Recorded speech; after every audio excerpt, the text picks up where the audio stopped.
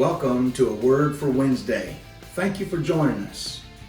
Today I want to talk about one step at a time. And this is a personal word, if you will allow me to spend some time talking about us. One step at a time. That's really all of us can do consistently. One step at a time. First of all, I'd like to say thank you to all of you that are praying for us and have been praying for us. And I realize that not everybody that watches our channel are overtly religious, although most of our content is concentrated on the gospel and what we do for a living and on our Christianity. But thank you, those of you that pray, thank you for praying for us, and specifically praying for my health to improve enough so that we might get out on the road. And I do not even know how to say thank you enough, strong enough, or loud enough to where that would come through sufficiently. We can try, but I just can't seem to get it done. But I want you to know we do appreciate all the concern and prayer more than we could ever express to you. I still have a ways to go. I'm not 100% yet, but I am climbing by God's grace. With all the prayer being offered and the text and the calls and the emails and the cards and letters and comments, it puts within me, at least I feel, a measure of responsibility on our part to keep you informed as to how we're doing and if I am improving. So let me begin by saying that I am definitely 1,000 times better than I was back in February and March. And even many, many times better than I was 3 or 4 weeks ago at the 1st of June.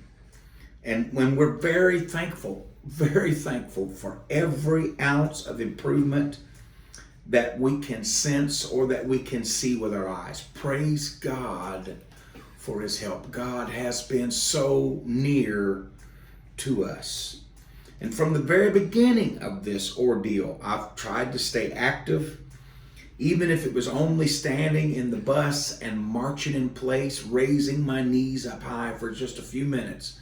Even if it was just singing a little bit every day. When I didn't hardly have much voice, I would still try to sing some to keep my lungs exercised, to keep my voice exercised. And I would march in place several times a day, trying to keep my strength up. And on May the 20th, Kelly Jo and I began riding our stationary bikes, hoping to build up my wind and my endurance. And I appreciate Kelly Jo joining me in that. It seemed like it's so much easier exercising with someone else. And this is how I know that I'm making some progress. The first day, May the 20th, I rode 1 minute and I had to stop. On May 21st, I rode 1 minute and rested 1 minute, and I did that 5 times, so a total of 5 riding minutes with a minute between each one. That's the best I could do, and rode a total of 1.1 miles in that 5 minutes of riding. So we've kept building on that 6 days a week, most weeks since then. On June the 1st, I rode 3 minutes, took a 1 minute break, and rode 2 more minutes. That was June the 1st. The next day, I rode 8 minutes, and the next day, 9 minutes. And on June the 10th, I rode 12 minutes. Small steps, yes, but one foot in front of another. Since June the 12th, I have been riding 20 to 25 minutes and trying to ride 5 miles in that time period, plus or minus a few tenths of a mile, 6 days a week. And this effort has undoubtedly helped my lung capacity and my endurance. And during this time, I've sang and preached once or twice a week. and sang some during services at our home church. And I've done all this while using my portable oxygen machine, and my levels stay up pretty good as long as I'm paying attention and breathing in deeply through my nose and breathing out deeply through my mouth. But here's where the rub comes in, and where I would like for you to focus your prayers for us unto God. I still need this supplemental oxygen to do anything at all.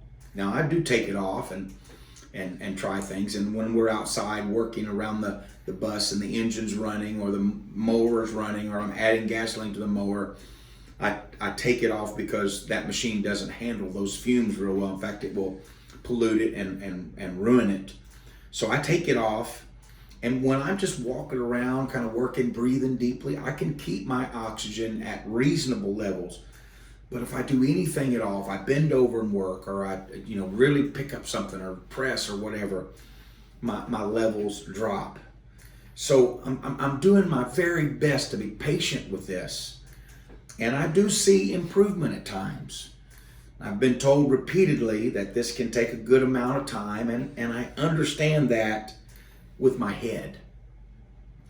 But my heart is raring to go and to get back to doing what we love to do, what we're called to do, what God has equipped us to do. And I know that God is able to repair these lungs that are not absorbing oxygen properly at the proper level. He's able to heal that instantly. Right now, he's able to do it, and I look for him to do it at any moment. And I have complete faith that God will complete the work, and our God is a miracle-working God. We know that. We believe that. And until that miracle comes, we're determined to move forward one step at a time as we are able. Last week, our pastor, Brother Benny Sutherland, asked us to sing for the altar services at our home church during revival.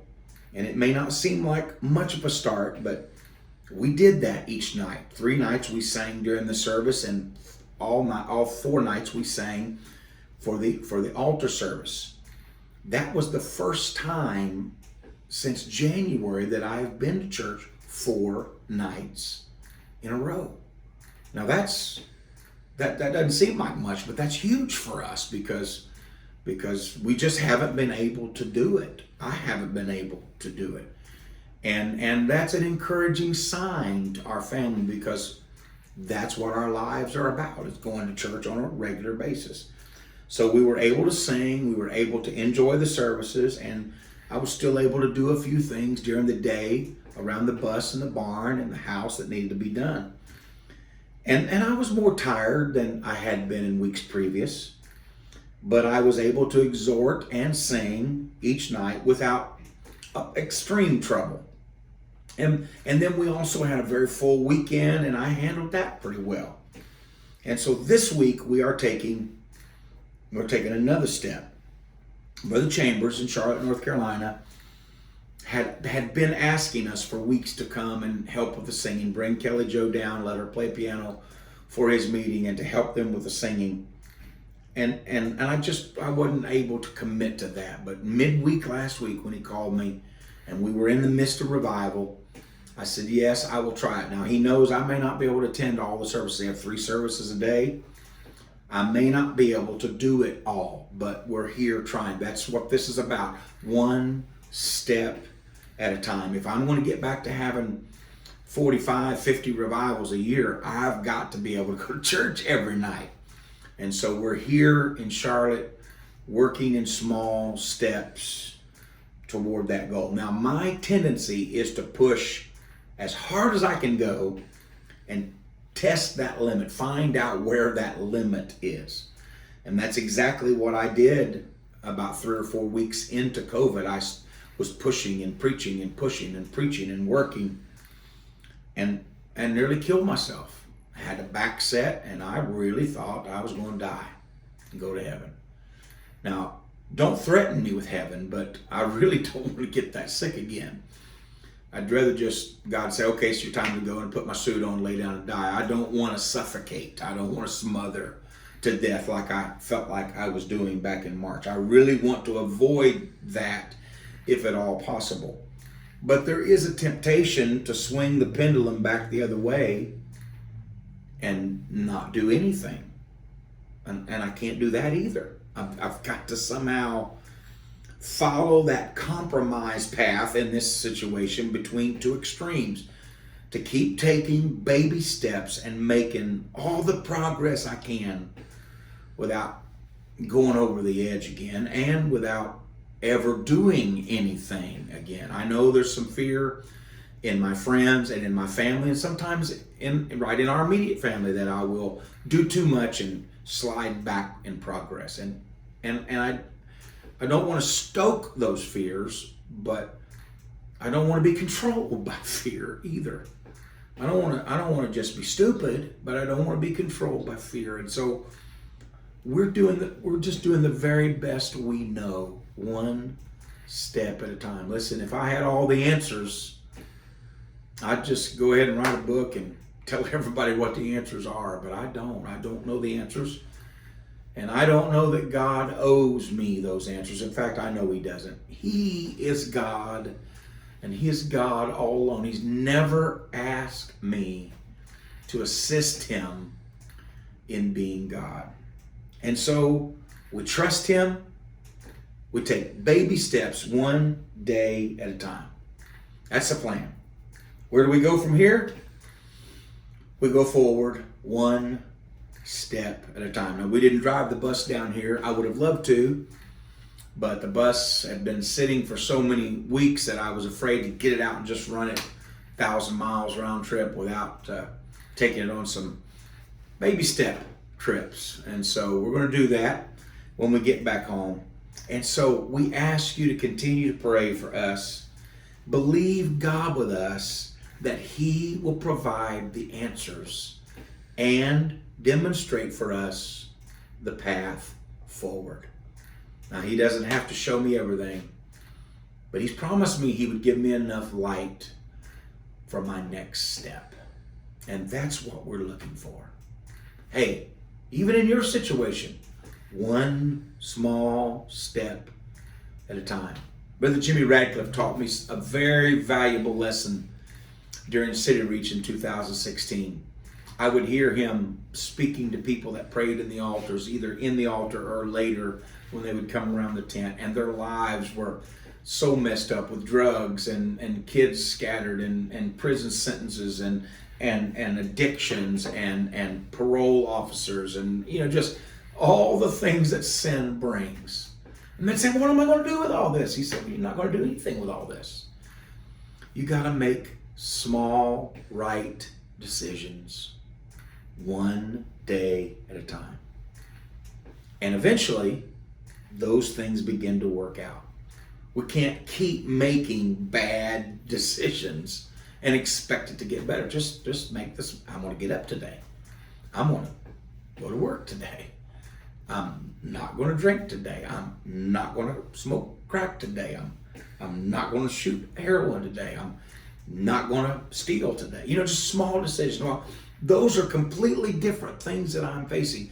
But every morning I'm trying to get up and make the right decision, surrender my will to God's will. Baby steps, ride that exercise bike, build up my strength, build up my stamina, breathe deeper, sing a little bit, preach a little bit. Baby steps, one at a time, until eventually we're back on the mountaintop again. Well, that's our word for Wednesday. Thank you very much for joining us, and may God bless you, my friends.